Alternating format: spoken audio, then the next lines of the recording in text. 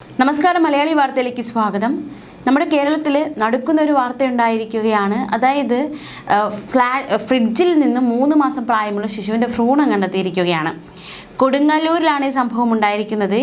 നഗരത്തിലെ ഒരു ഫ്ലാറ്റിലാണ് ഇത്തരത്തിൽ ഫ്രിഡ്ജിൽ നിന്ന് 3 മാസം പ്രായമുള്ള ശിശുവിൻ്റെ ഭ്രൂണം കണ്ടെത്തിയത്.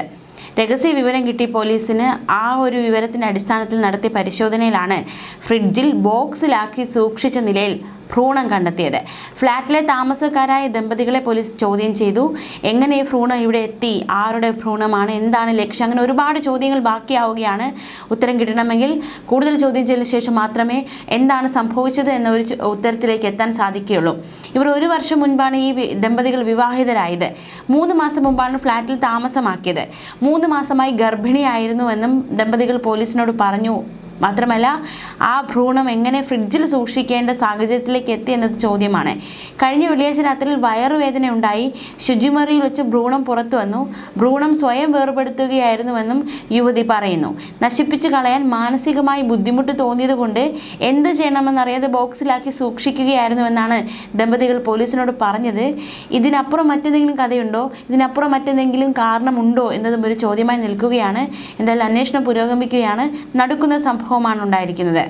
ചാത്തേടത്തു പറമ്പിൽ ദമ്പതികളായ അഭിഷേക് 23 വയസ്സ്, അപർണ കൃഷ്ണദാസ് 28 വയസ്സ് എന്നിവർ താമസിച്ചിരുന്ന ഫ്ലാറ്റിലെ ഫ്രിഡ്ജിനുള്ളിലാണ് മൃതദേഹം കണ്ടെത്തിയിരിക്കുന്നത്. കൊടുങ്ങല്ലൂർ പോലീസാണ് സ്ഥലത്തെത്തി വിശദമായ പരിശോധന, ചോദ്യം ചെയ്യലൊക്കെ നടത്തിയത്.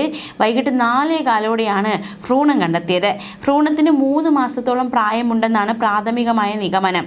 സംഭവവുമായി ബന്ധപ്പെട്ട് അഭിഷേകിനെയും അപർണയെയും പോലീസ് ചോദ്യം ചെയ്തു വരികയാണ്. കഴിഞ്ഞ 20-ാം തീയതി രാത്രിയോടെ കടുത്ത വയറുവേദന ഉണ്ടായി. അപ്പോൾ ഫ്ലാറ്റിലെ ശൗചാലയത്തിൽ വെച്ച് കുഞ്ഞ് പുറത്തു വന്നു എന്നാണ് അപർണ നൽകിയിരിക്കുന്ന മൊഴി. നഴ്സിംഗ് വിദ്യാർത്ഥിനിയായിരുന്ന തനിക്ക് പ്രസവശേഷം ഭ്രൂണം എങ്ങനെ കൈകാര്യം ചെയ്യണമെന്നതിനെക്കുറിച്ച് അറിവുണ്ടായിരുന്നുവെന്നും പെൺകുട്ടി പോലീസിന് മൊഴി നൽകിയിരിക്കുകയാണ്. എന്തായാലും അസ്വാഭാവികമായ സംഭവമാണ്. അതുകൊണ്ട് തന്നെ പോലീസ് വിശദമായ അന്വേഷണം നടത്തുകയാണ്. കൂടുതൽ മൊഴികൾ ശേഖരിക്കേണ്ടതായിട്ടുണ്ട്. അതിനുശേഷം മാത്രമേ കാര്യങ്ങളിൽ ഒരു വ്യക്തതയിലേക്ക് എത്താൻ സാധിക്കുകയുള്ളൂ. എന്തായാലും നടക്കുന്നൊരു സംഭവമാണ് കൊടുങ്ങല്ലൂർ ഉണ്ടായിരിക്കുന്നത്. എന്താണ് ഇത്തരത്തിൽ ഭ്രൂണം സൂക്ഷിക്കാൻ കാരണമായത്? ഈ പറഞ്ഞ കാരണങ്ങൾക്ക് അപ്പുറം എന്തെങ്കിലും കാരണമുണ്ടോ എന്നതും ഒരു ചോദ്യമാണ്. ന്യൂസ് ഡെസ്ക്, മലയാളി വാർത്ത.